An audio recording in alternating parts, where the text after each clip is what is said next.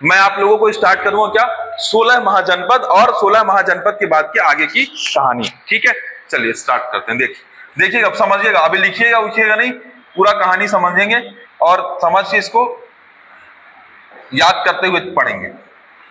देखिए बच्चों ध्यान दीजिएगा, ये हमारा भारत, इस भारत में हम बैठाएंगे 16 महाजनपद। पहले मैं पूछूंगा 16 महाजनपद, बताइएगा आप कौन कौन से हैं।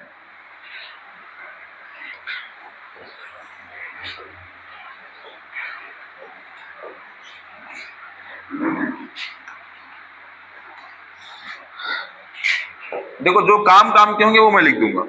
पहली चीज ये कि पहला महाजनपद कौन है, सबसे ऊपर में कंबोज। कौन है, कंबोज है। कंबोज है। कंबोज के बाद कौन है, तो गांधार है बच्चों। क्या है, गांधार। गांधार के बाद बीचों बीच कौन सा महाजनपद था, तो कुरु महाजनपद था। कौन सा, फिर यहां पे कौन सा था, पांचाल। कौन सा था, पांचाल। इसके अलावा सौरसेनी। कौन सा महाजनपद, सौरसेनी। बच्चों अगर इधर राजस्थान की बात करेंगे तो यहाँ पे मत्स्य था। कौन था, मत्स्य। अगर महाराष्ट्र की बात करेंगे तो यहाँ पे अश्मक था। कौन सा, अश्मक। ठीक है, अश्मक। इसके अलावा और अगर आप बात करोगे यहाँ पे, तो यहाँ पे अवंती है। कौन है, अवंती। अगर छत्तीसगढ़ की बात करोगे तो यहाँ पे कौन सा है, चेंदी है। महाजनपद पकड़ते चलिए, कितने महाजनपद हुए, 4 यहाँ हुए, 3 7 और 2 9। इसके अलावा देखिएगा, अब जो हमको स्पेशली अपने को काम आने वाले महाजनपद है,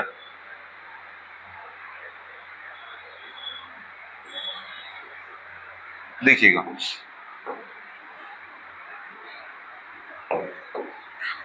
एक महाजनपद रहेगा बच्चों काशी।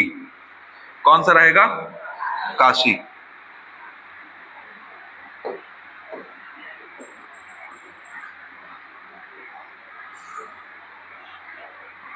काशी रहने वाला है। कौन सा, काशी। बच्चों एक रहेगा कौशल। कौन सा रहेगा, एक रहेगा मगध। कौन सा, एक रहेगा अंग। ठीक है, यहां पे विदेह, वत्स। इसी वत्स को वज्जी भी बोलेंगे। क्या कहेंगे, वज्जी कहेंगे। पहले आप इतना देखिए, ये कितने महाजनपद होगा, 1 2 3 4 5 और 6, 3 9 9 और 3 12 13 14 15। पहले आप इन महाजनपद को देखिए, यहाँ पे बहुत सारे महाजनपद और हैं छूटे हुए। अच्छा, इसमें क्या क्या छूटा हुआ है, इसमें श्रावस्ती छूटा है।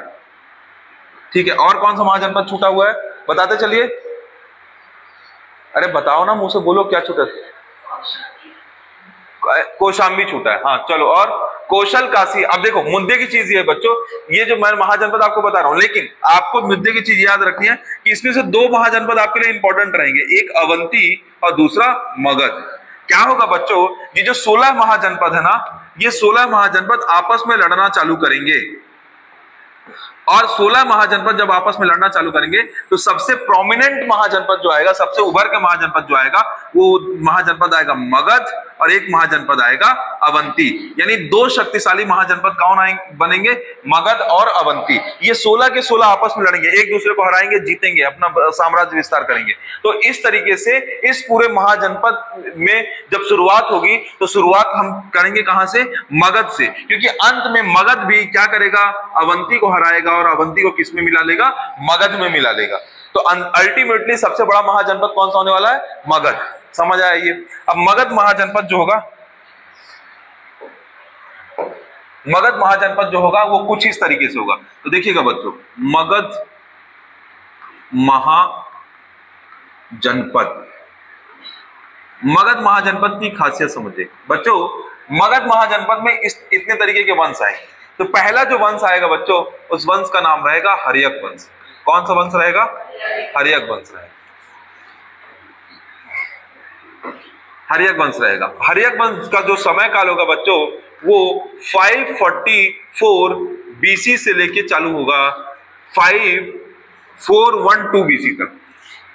सहूलियत के लिए हम लोग 545 ले लेते हैं, पर 544 बीसी से लेके 412 बीसी तक। जो दूसरा वंश रहेगा बच्चों, इसमें रहेगा शिशुनाग वंश। कौन सा वंश, शिशुनाग वंश। जो शिशुनाग वंश चालू होगा बच्चों वो 411 बीसी से चालू होगा और 345 बीसी तक रहेगा शिशुनाग वंश।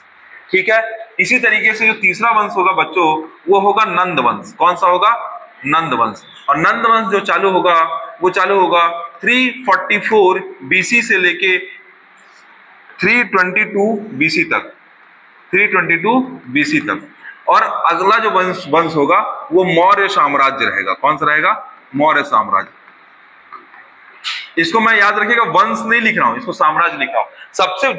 सबसे बड़ा जो साम्राज्य होने वाला है किसका होने वाला है? मौर्य साम्राज्य का। तो हम कैसे पढ़ने वाले हैं? पहले हम 3 को आज की क्लास में कवर करेंगे, फिर हम जो चौथा रहेगा इसको एक अलग क्लास में कवर करेंगे। ये 3 क्लास चलेगा, अकेले मौर्य साम्राज्य 2 से 3 क्लास चलेगा। ठीक है, समझ आया क्या? तो मैं ये कहना चाह रहा हूं कि जितने भी महाजनपद थे उन महाजनपदों में कौन सा महाजनपद निकल के आ रहा है? मगध। मगध में पहला वंश कौन सा है? हर्यक वंश, दूसरा शिशुनाग, तीसरा नंद वंश, चौथा मौर्य वंश। तो हम 3 वंश को एक साथ रख के पढ़ेंगे। ये मगध महाजनपद का पहला काल। फिर ये मौर्य साम्राज्य पढ़ेंगे ना बच्चों, तो मौर्य साम्राज्य के 2 सेगमेंट में पढ़ेंगे। मौर्य साम्राज्य के कितने सेगमेंट होंगे? तो मौर्य साम्राज्य के 2 सेगमेंट होंगे। एक तो ये कि मौर्य और दूसरा होगा मौर्योत्तर। मौर्य और मौर्योत्तर पढ़ेंगे। ठीक है, तो अभी आपको ये डायग्राम क्लियर हुआ कि नहीं? इस डायग्राम में मैं किसको बताने वाला हूं? मगध अवंती को लेके बात करने वाला हूं। तो देखिए बच्चों, हर्यक वंश में चाहूं तो मैं राजाओं का टेबल बना दूंगा, लेकिन राजाओं का टेबल मैं नहीं बनाना चाह रहा हूं। राजाओं का टेबल आपकी बुक में दिया हुआ एक साथ कितने कितने राजा। जो अब काम की चीज है उसको स्टार्ट करते हैं। यानी हर्यक वंश का संस्थापक जो माना जाता है बच्चों, उस व्यक्ति का नाम है बिंबिसार। क्या नाम है? तो हर्यक वंश का संस्थापक किसे माना जाता है? बिंबिसार को माना जाता है। हर्यक वंश का संस्थापक कौन है? बिंबिसार है। तो हर्यक वंश के जो संस्थापक बिंबिसार थे उनके बारे में अब मैं बताना चालू करता हूं। तो याद रखिएगा, 16 महाजनपदों में मगध महाजनपद निकल कर आया। मगध महाजनपद स्पेशली निकल के आया। क्यों निकल के आया? तो उसकी कहानी समझिएगा। तो सबसे पहले हम देखेंगे कि मगध के उत्कर्ष के कारण क्या है। मगध के उत्कर्ष के कारण बच्चों थोड़ा सा आपको लोकेशन वाइज में बता देता हूं ताकि आपको थोड़ा समझने में आसानी होगी। जब आप देखोगे ना बच्चों, अब सभी महाजनपद को मैं हटा दिया हूं, सिर्फ मगध को लेके पकड़वा रहा हूं। ये क्या है? यहां पे क्या है? मगध। क्या है? मगध। बच्चों जब मैं आपको ज्योग्राफी पढ़ा रहा था तो बताया था कि कुछ इस तरीके से गंगा नदी है जो कुछ इस तरीके से बहती है, बताया था ना। और कुछ इस तरीके से है जो यमुना नदी आती है जो इलाहाबाद में मिलती है और इस तरीके से चलती है। यहाँ अमरकंटक की पहाड़ी है, अमरकंटक की पहाड़ी से एक नदी नर्मदा इस तरीके से निकलती है, उस नदी इस तरीके से निकलती है, सोन नदी। ठीक है, आपको मैंने ये भी बताया है, समझते चलिएगा, पूरी चीज को कनेक्ट करेंगे। अभी आपको मैंने ये बताया कि यहाँ पे छोटा नागपुर का पठार है, बताया। ठीक है, तो आप याद रखिएगा कि मगध की जो भौगोलिक स्थिति है वो इतनी शानदार है कि मगध के आसपास नदियों का समूह है। क्या है? नदियों का समूह है। तो पहली चीज है नदियां हैं, नदियां चारों तरफ स्थित है। ठीक है, दूसरा क्या? गंगा यमुना का मैदान है। क्या है बच्चों? गंगा यमुना का मैदान है। और गंगा यमुना का कैसा मैदान है? तो जलोढ़ीकृत मैदान है। यहाँ पे बांगर और खादर मिलते हैं। और बांगर और खादर की खासियत होती है बच्चियों, खासियत ये होती है यहाँ गेहूं और चावल का उत्पादन काफी प्रचुर मात्रा में होता है। तो जितने अपने को खाने की आवश्यकता है उससे कहीं ज्यादा गेहूं और चावल होता है, तो हम गेहूं और चावल को स्टोर करके भी रख सकते हैं। समझ गए? दूसरी कंडीशन। तीसरी कंडीशन बच्चों, जब मैंने सिंधु घाटी सभ्यता बताया था तो मतलब पश्चिम से सिंधु घाटी की सभ्यता किधर आ रही थी? पश्चिम के बाद वैदिक सभ्यता पूर्व की तरफ आई, फिर महाजनपद का और पूर्व की तरफ आएगा। पूर्व की तरफ आने का रीजन ये था, ये जो पूरा मैदानी क्षेत्र था ये घने जंगलों से घिरा हुआ था। तो घने जंगलों में बड़े जानवर के तौर पे स्पेशली हाथी बहुत ज्यादा बहुतायत में पाए जाते थे। कहां पे? मगध साम्राज्य के आसपास। और सुनिएगा बच्चों, क्योंकि 1000 बीसी में, मैं क्या बोल रहा हूं ध्यान से सुनिएगा, 1000 बीसी में किसका आविष्कार हो चुका था? लोहे का आविष्कार हो गया। लोहे के आविष्कार होने की वजह से, किसके आविष्कार होने की वजह से? लोहे के आविष्कार होने की वजह से आसानी से तलवार बन गई, आसानी से सैनिक कवच बन गए, ढाल बन गई। तो इन सब को लेके मगध को बहुत फायदा हुआ। किसको फायदा हुआ? क्यों फायदा हुआ? क्योंकि मगध साम्राज्य जो है वो छोटा नागपुर के पठार के जस्ट पास में, छोटा नागपुर के पठार के पास है, छोटा नागपुर का पठार। और छोटा नागपुर का पठार स्पेशली खनिज में क्या है, खनिज को लेके बहुत ज्यादा प्रचुर मात्रा में थे। तो बहुतायत में क्या मिल जाता था, खनिज मिल जाता था। किनको? मगध वाले लोगों को।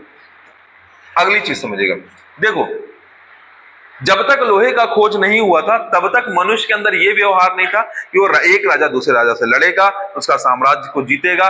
लेकिन क्या हुआ, साम्राज्य विस्तार की नीति आ गई। क्या आ गई? साम्राज्य विस्तार की नीति आ गई। इसीलिए 16 महाजनपद जो थे वो आपस में लड़ना चालू किए और दूसरे महाजनपद को जीतते गए। यानी राजा क्या हो गया, राजा महत्वाकांक्षी हो गया। क्या हो गया? राजा क्या हो गया? तो राजा क्या हो गया? महत्वाकांक्षी हो गया, महत्वाकांक्षी हो गया। बच्चों अभी आपको जब आपको पढ़ाएंगे आगे तो आपको एक चीज बताते हैं, चलो बता ही देते हैं, इसी में बता देते हैं।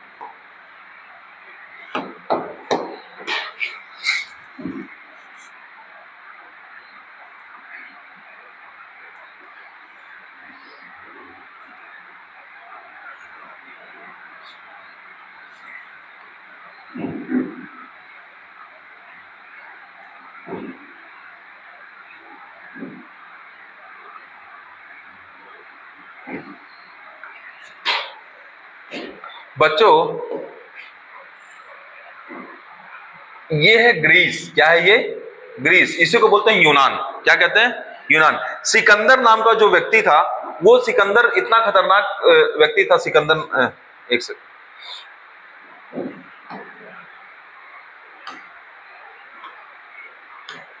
सिकंदर नाम का व्यक्ति था, वो विश्व को जीतना चाहता था। तो क्या किया, वो उसने पहले अटैक किया मध्य एशिया में। कहां अटैक किया? मध्य एशिया में। एशिया है ना, ये एशिया कॉन्टिनेंट है, ये अफ्रीका कॉन्टिनेंट। वो एशिया को जीतना चाहा। एशिया को जीतते जीतते उसने कहां रूप बदल लिया? वो भारत की तरफ आया। भारत में रावी नदी के तट, पुरुषणी नदी के तट तक कौन पहुंचा? सिकंदर पहुंचा। और भारत के अंदर कौन शासन कर रहा है? तो हर्यक वंश, शिशुनाग वंश, नंद वंश, इन लोग शासन करते हैं। तो सिकंदर जब भारत में आक्रमण करता है तब वहां भारत में कौन सा वंश रहता है? नंद वंश रहता है।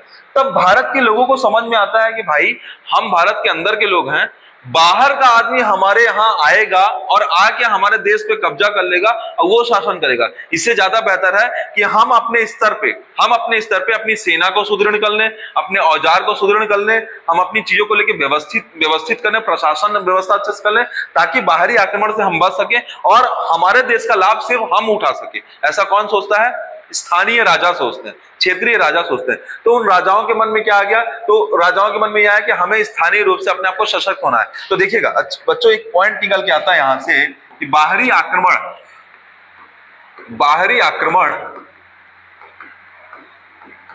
ने राजाओं को जागृत किया, राजाओं को राजनीतिक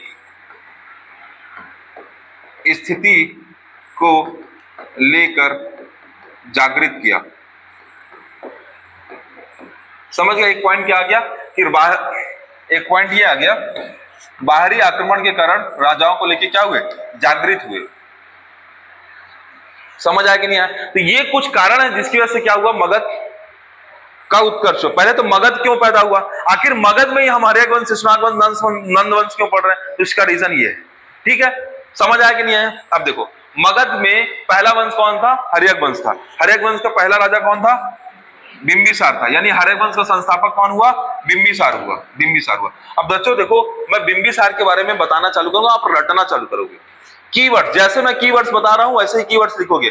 आप क्वेश्चन सॉल्व करोगे, आपको नया इंफॉर्मेशन मिलेगा, इस टाइप का चार्ट बनाना सीखोगे, जैसे मैं चार्ट बना रहा हूं। देखो बिंबिसार के बारे में, बिंबिसार के बारे में कहा गया है बच्चों कि बिंबिसार संस्थापक है। पहली चीज तो क्या है, ये बिंबिसार संस्थापक है। दूसरी चीज है, बिंबिसार को क्षेत्रो तेजस की उपाधि दी गई, या बिंबिसार को क्षेत्रो तेजस कहा गया है। क्या कहा गया है? क्षेत्रो तेजस कहा गया है। बिंबिसार को क्या कहा गया? क्षेत्रो तेजस कहा गया है। इसके अलावा इसे श्रेणिक कहा गया है। क्या कहा गया है? श्रेणिक कहा गया। किसको? बिंबिसार को।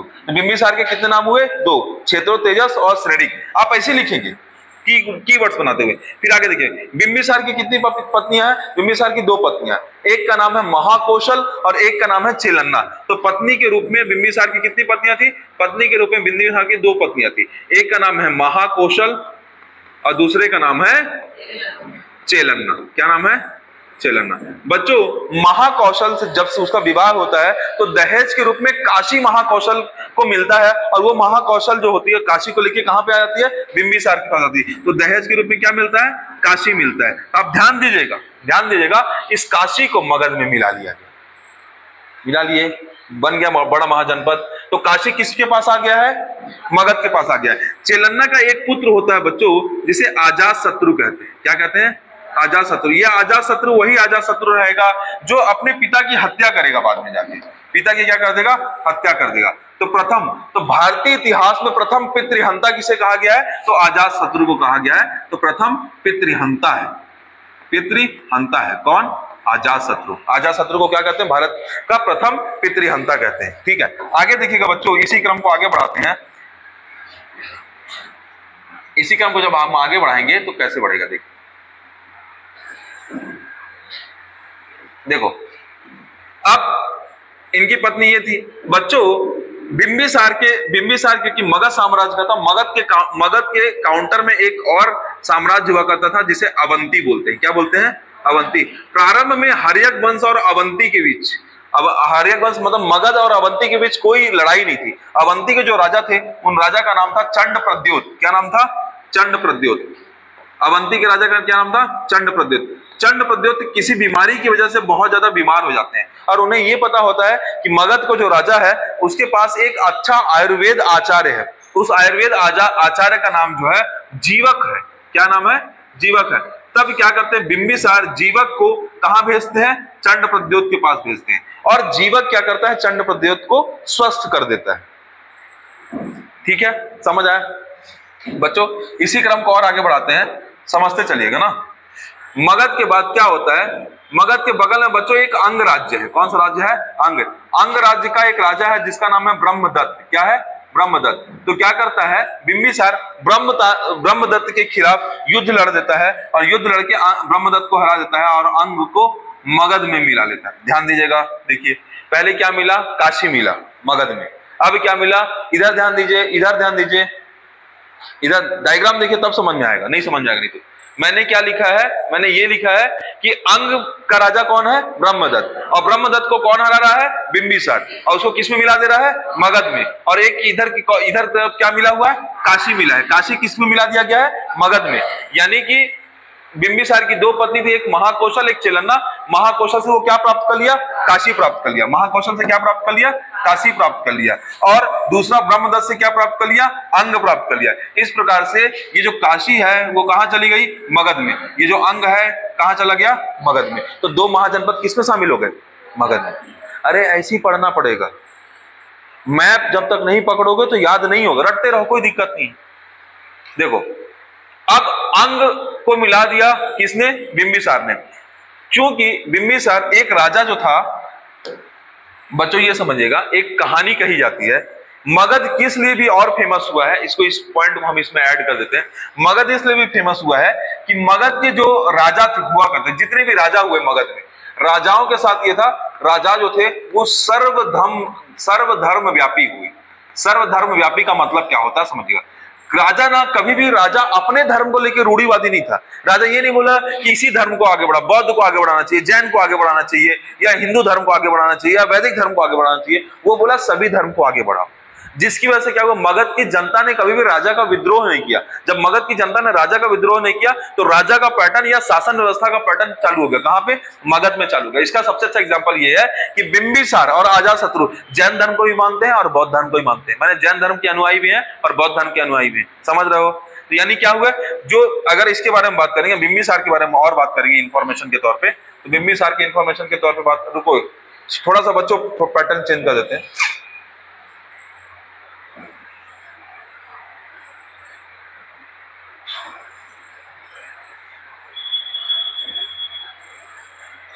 बिंबिसार कंटिन्यू चल रहा ना बच्चों।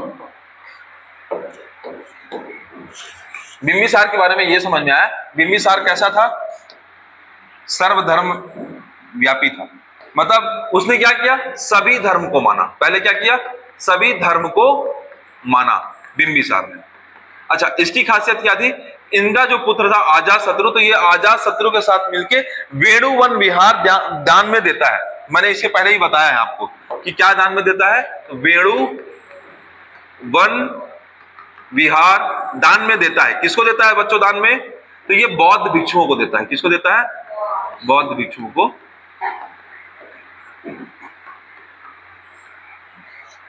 लेकिन क्या होता है, अजातशत्रु अंत में क्या करता है, अजातशत्रु अपने पिता की हत्या कर देता है। अजातशत्रु अंत में अपने पिता की हत्या करके खुद राजा बन जाता है। ठीक है, खुद राजा बन जाता है।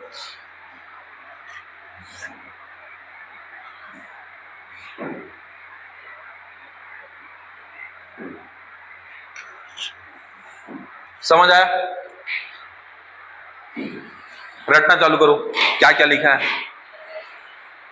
हर्यकवंश का संस्थापक बिंबिसार, उसको क्या कहा गया है, क्षेत्रो तेजस। और क्या कहा गया है, श्रेणिक। पत्नी कौन है उसकी, महाकौशल और चेलन्ना। महाकौशल से उसे क्या मिलता है, काशी। चेलन्ना से क्या प्राप्त होता है, अजातशत्रु पुत्र। फिर मगध और वर्सेस अवंती चलता है, तो जिसमें मगध अवंती का क्या होता है, सहयोगी होता है। मगध से अपनी तरफ से एक आयुर्वेदिक आचार्य को भेजते हैं चंड प्रद्योत के पास। चंड प्रद्योत क्या होता है, एक बीमार शासक रहता है अवंती का, तो उसकी तबीयत को ठीक कर दिया जाता है। किसके द्वारा, जीवक के द्वारा। बगल में एक और राज्य है अंग। अंग के राजा का नाम क्या है, ब्रह्मदत्त। बिंबिसार किसको हराता है, ब्रह्मदत्त को। किसको जीत देता है, अंग को। किसमें मिला देता है, मगध में। पूरी मूवी है ये, याद रखना, मूवी जैसा चलेगा। Web series part 1 part 2 part 3। देखो उसके बाद क्या होगा, जो बिंबिसार की खासियत थी वो सभी धर्म को मानने वाला था।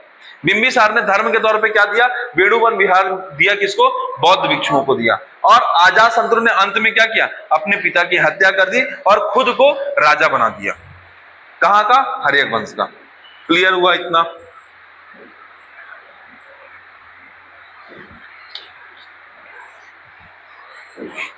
ठीक है, आगे बढ़े।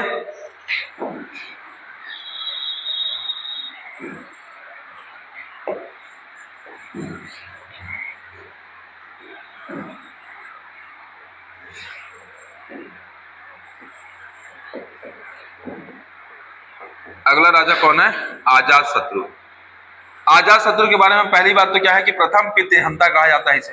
क्या कहा जाता है, प्रथम पितृहंता कहते हैं। अच्छा, इसके बचपन का नाम बच्चों कुणिक है। क्या नाम है, कुणिक।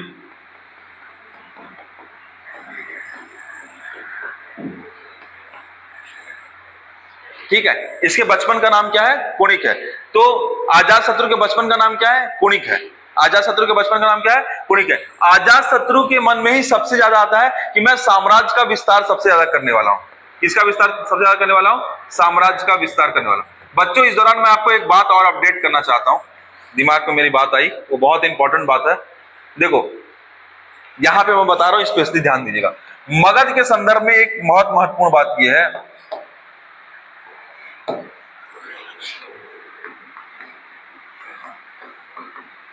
ये फैक्ट को अलग से ही मैं कवर करा दे रहा हूं तो आपको याद रहेगा।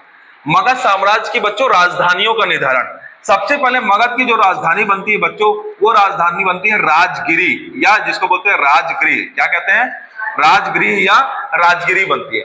जो अगली राजधानी बनती है बच्चों, वो राजधानी बनती है पाटलिपुत्र। कौन सी राजधानी बनती है, पाटलिपुत्र। और पाटलिपुत्र जो राजधानी बनती है, ये राजधानी ऐसे नहीं बनती है। एक राजा है उदयन, क्या नाम है उसका, उदयन। तो उदयन क्या करते हैं, उदयन पटना शहर बसाते हैं। कौन सा शहर बसाते हैं, पटना शहर। और उदयन के द्वारा राजगिरी की राजधानी को क्या कर दिया जाता है, पाटलिपुत्र कर दिया जाता है। ठीक है बच्चों, जैसे ये प्रक्रिया आगे बढ़ेगी, ये प्रक्रिया आगे बढ़ेगी, तो पाटलिपुत्र से राजधानी वैशाली कर दी जाएगी। क्या कर दी जाएगी, वैशाली। और ये पाटलिपुत्र से राजधानी जो वैशाली करेगा, ये कौन सा व्यक्ति करेगा, तो इस व्यक्ति का नाम है कालाशोक और शिशुनाग। मतलब शिशुनाग वंश में होंगे। क्या होगा, वैशाली राजधानी बना दी जाएगी शिशुनाग के द्वारा। किसके द्वारा, शिशुनाग के द्वारा। तो राजधानी क्या हो गई, पहले राजधानी क्या थी, राजगिरी। फिर राजधानी क्या हो गई है, पाटलिपुत्र। अब राजधानी क्या हो गई है, वैशाली। लेकिन जो शिशुनाग के बाद यहाँ एक राजा आएगा कालाशोक। कालाशोक वही है बच्चों जो द्वितीय बौद्ध संगीति का आयोजन कराता है, याद आया? अरे हाँ ना बोलो, है ना? तो कालाशोक क्या करेगा? कालाशोक जो वैशाली में बौद्ध संगीति का आयोजन तो करवाएगा, लेकिन ये राजधानी का क्या करेगा? परिवर्तन करेगा, और ये राजधानी परिवर्तन करके वैशाली से पुनः पाटलिपुत्र कर देगा। क्या कर देगा? पुनः पाटलिपुत्र कर देगा। तो याद रखिएगा बच्चों, मैं आपको क्यों इतना समझा रहा हूं, जब मैप बनाऊंगा तो आपको समझ में आएगा कि मगध की असली राजधानी कौन बन जाएगी? पाटलिपुत्र। प्रारंभिक राजधानी कौन थी? राजगिरी। फिर कौन थी? पाटलिपुत्र। फिर कौन थी? वैशाली। फिर वैशाली से किसने बना? वैशाली से कालाशोक ने किसको क्या ट्रांसफर कर दिया? पाटलिपुत्र कर दिया। क्वेश्चन पूछेगा, 3 प्रश्न पूछेगा। मगध साम्राज्य की पहली राजधानी कौन थी? राजगिरी। मगध साम्राज्य की राजधानी राजगिरी से पाटलिपुत्र किसने बनाई? उदयन ने। पाटलिपुत्र शहर किसने बसाया? उदयन ने। किसने पाटलिपुत्र से राजधानी वैशाली चेंज की? शिशुनाग ने। किसने वैशाली से वापस पाटलिपुत्र चेंज की? कालाशोक ने। याद रहेगा, 3 फैक्ट है यहाँ पे, ठीक है? ये तीनों फैक्ट को याद रखिएगा बच्चों। मैं बता रहा था आपको कि अजातशत्रु के संबंध में ये बता रहा था कि उसका नाम कुणिक था, उसने साम्राज्य विस्तार की नीति अपनाई। किसकी नीति अपनाई? साम्राज्य विस्तार की नीति अपनाई। साम्राज्य विस्तार की नीति में वो 3 राज्यों को स्पेशली टारगेट करेगा बच्चों। एक का नाम है वज्जी। क्या नाम है एक का? वज्जी। इसी को वत्स बोल सकते हो। दूसरे का नाम है कौशल। क्या नाम है? कौशल। और तीसरे का नाम है वैशाली। क्या नाम है? वैशाली। वैशाली एक ऐसी जगह होती है बच्चों जहां पे अजातशत्रु को वैशाली जीतने के लिए 16 वर्ष का संघर्ष करना पड़ता है। कितने वर्ष का? लगातार वो वैशाली के ऊपर आक्रमण करता है, लेकिन वैशाली को जीत नहीं पाता है। तो 16 वर्ष तक क्या होता है? संघर्ष होता है। किसके बीच? अजातशत्रु और वैशाली के बीच। और 16 वर्ष तक संघर्ष के दौरान वो विभिन्न प्रकार के औजारों का प्रयोग करता है, जिसमें एक औजार का नाम है रथ मूसल। क्या नाम है? रथ मूसल। और दूसरे औजार का नाम है महाकंटक। तो क्वेश्चन पूछता है कि रथ मूसल और महाकंटक का उपयोग किसने किया था? तो रथ मूसल और महाकंटक का उपयोग किसने किया था? अजातशत्रु ने किया था। किस युद्ध में किया था? तो वैशाली को जीतने के लिए किया था। याद रहेगा ये चीज। वैशाली को जीतने के लिए उसने क्या किया? इसका प्रयोग किया। और अंत में क्या करता है? वो वैशाली को पूर्णतः तबाह कर देता है। क्या करता है? पूर्णतः तबाह कर देता है। याद रखिएगा बच्चों, जब अजातशत्रु राजा हुआ करता था, तो उस दौरान 3 व्यक्ति, एक का नाम है महावीर जैन, एक का नाम है गौतम बुद्ध, और एक का नाम क्या है? मखलीपुत्र गोशाल।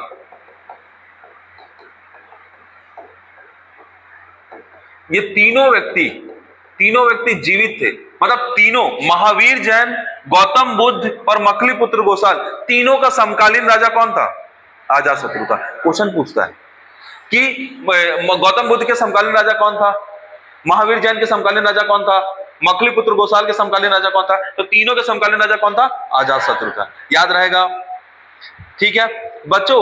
अजातशत्रु ने भी किस धर्म का सपोर्ट किया? तो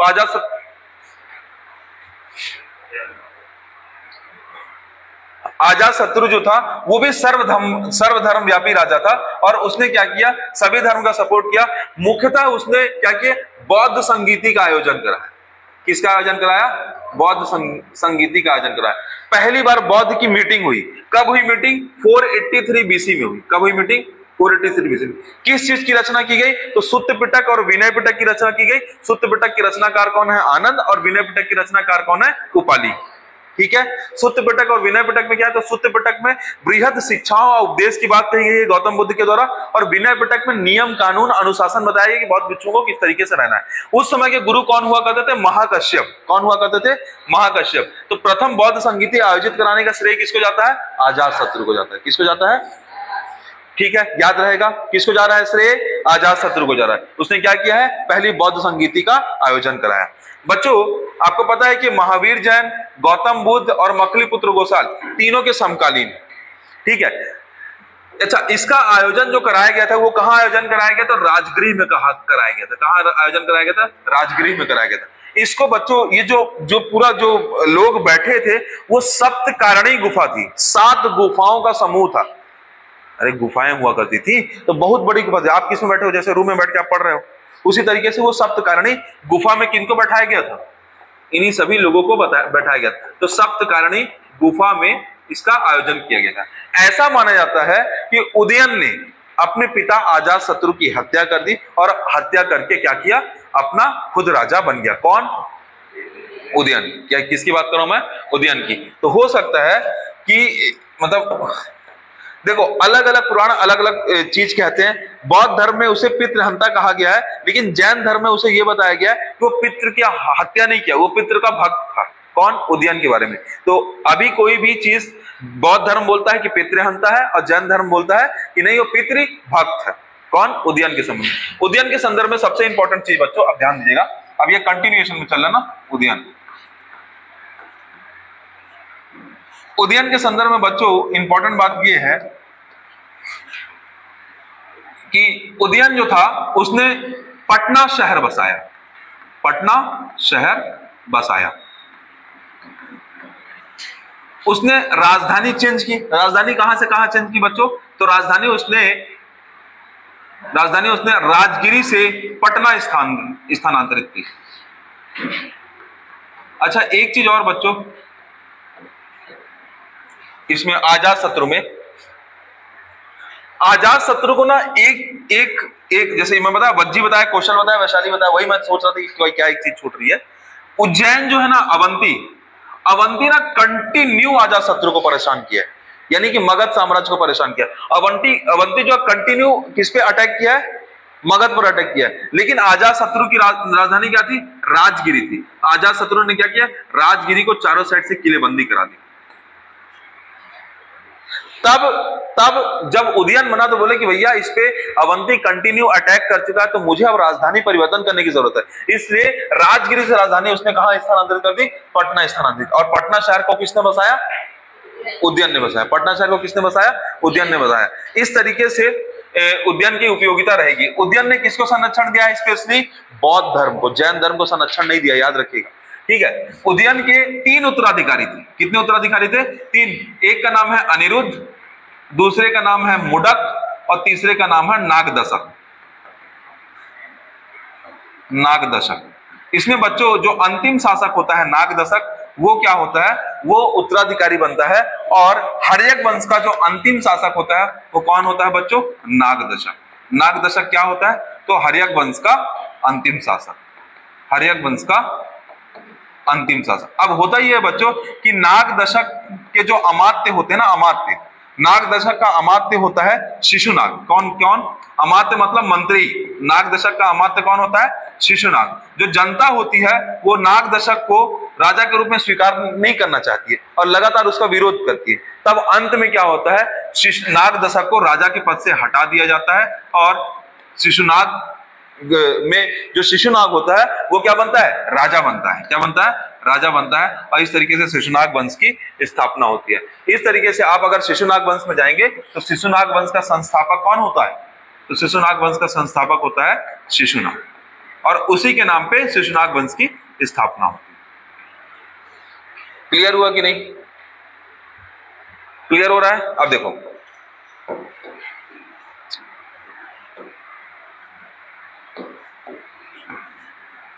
देखिएगा, संस्थापक कौन है? शिशुनाग।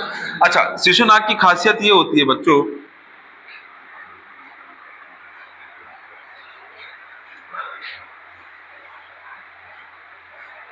शिशुनाग के संदर्भ में कोई विशेष बात आपको याद नहीं रखनी है, बस शिशुनाग के बारे में याद रखना है कि शिशुनाग क्या होता है? शिशुनाग वंश की स्थापना करता है। और इसमें जो इंपॉर्टेंट चीज है, ये फिर क्या करता है? ये राजधानी परिवर्तन का काम करता है। तो सबसे पहले ना ये क्या करता है बच्चों? अवंती जो लगातार परेशान करता है, तो ये अवंती को हरा देता है। और अवंती को क्या करता है? हरा देता है। और अवंती को जीत करके किसमें मिला लेता है? किसमें मिला लेता है? मगध में मिला। शिशुनाग क्या करता है? अवंती को जीत करके किसमें मिला लेता है? मगध में मिला लेता है। ठीक है, सही है। शिशुनाग क्या करता है? अवंती को जीत करके मगध में मिला लेता है बच्चों। और मगध में मिलाने के बाद मगध साम्राज्य क्या हो जाता है? थोड़ा और बड़ा हो जाता है। मगध साम्राज्य बड़ा हो जाता है। मगध साम्राज्य जब बड़ा हो जाता है तो वो एक काम ये करता है कि मगध साम्राज्य की जो राजधानी है, राजधानी क्या हुआ करती थी? पाटलिपुत्र। तो राजधानी जो है पाटलिपुत्र की राजधानी को परिवर्तित कर देता है। और पाटलिपुत्र राजधानी परिवर्तित करके क्या रख देता है? वैशाली रख देता है। क्या रख देता है? वैशाली रख देता है। अब बच्चों शिशुनाग के बाद जो अगला जो इसमें राजा होगा, इंपॉर्टेंट राजा होगा, वो होगा कालाशोक। कौन होगा? कालाशोक। कालाशोक के संदर्भ में इंपॉर्टेंट बात यह है बच्चों कि कालाशोक वो राजा है जो द्वितीय बौद्ध संगीति का आयोजन कराता है। किसका आयोजन कराता है? द्वितीय बौद्ध संगीति का, सेकंड बौद्ध संगीति का आयोजन कराता है। और वो आयोजन कहां कराता है? तो वैशाली में कराता है। कहां कराता है बच्चों? वैशाली में। और बाद में जाके वो क्या करता है? वैशाली से राजधानी परिवर्तित करके वापस कहां रख देता है? पाटलिपुत्र कर देता है। पाटलिपुत्र में राजधानी परिवर्तित कर देता है। कौन? कालाशोक। देखो एक बार अच्छे से ध्यान से, कूल माइंड होके पहले देखो, मैं कंटिन्यू बोलते जा रहा हूं, आप सुनते जा रहे हो तो चीजें भूलेंगे।